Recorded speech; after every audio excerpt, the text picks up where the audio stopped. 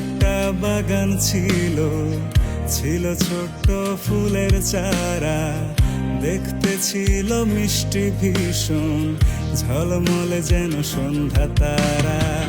হঠাৎ এক দুষ্টু পোকা ঝাঁপিয়ে পড়ে ফুলের গায়ে, কোন অপরাধে দুমড়ে মুচড়ে শেষে পিষে দিয়েছে পায়ে।